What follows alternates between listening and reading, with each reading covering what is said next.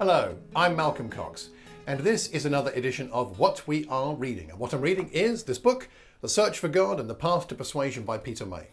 We've reached chapter 13, and it's entitled Time for Questions, and it deals with the issue of apologetics. Are we any good at apologetics? Do they have a place in persuading people of the truth of the gospel and the Bible and Jesus and so on? So he makes this point. Let me read for you from page 155. 10 years ago, Church Survey UK asked the question of why so many people were dropping away from church. Consolidating the responses of 14,000 people, the survey report drew 5 main conclusions. The first and foremost, and this is what we're going to look at today, of these was the need for apologetics to be given priority in the weekly sermon. Apologetics, priority in the weekly sermon. Chapter 1 began, people want churches to emphasize the many reasons we believe, why believing in God and Christianity makes sense, and to challenge a doubting society. 73% of respondents to the survey indicated that a growing number of people are leaving church under the false impression that there are, quote, there are no strong reasons for Christian belief.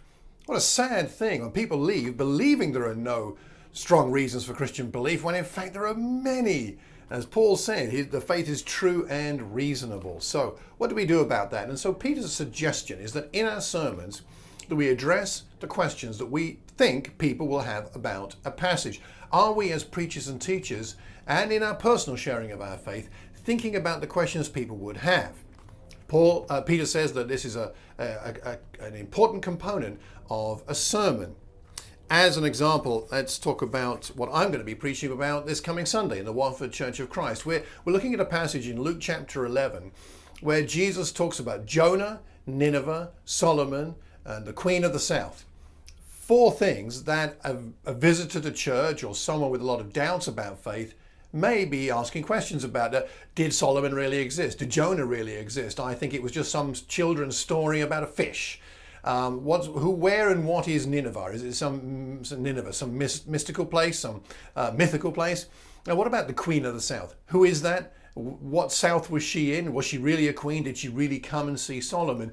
And I think in my sermon, whilst the sermon is not about the detail of Jonah, Nineveh, the Queen of the South, and Solomon, it's really about Jesus' point, and we'll have to look at that as the main point of the text.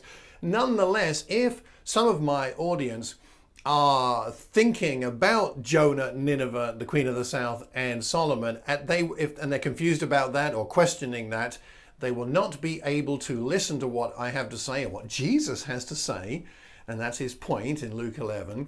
They'll not be able to listen to that. Instead, they'll be having in their mind this confusion of questions about such matters. So there's at least part of my sermon on Sunday must include giving reasonable reasons to believe in the truth of Jonah and Nineveh and Solomon and the Queen of the South. And perhaps, we'll see in my sermon, you can check it out later if you like, perhaps that only needs 1 minute or 2 minutes. But if it's 1 or 2 minutes out of 20, 25 or 30 minutes, I'd suggest that's valuable, because then the other 20 odd minutes, hopefully people will be able to listen to what Jesus has to say and what that passage is really all about. So I think that might be a useful thing to do. You can check if you think I do a good job. But apologetics needs to be part of our sermons. As Peter goes on to say on page 160, I should flag up in passing the alarming phenomenon that the congregations of most British churches are predominantly female, commonly 60 to 80%.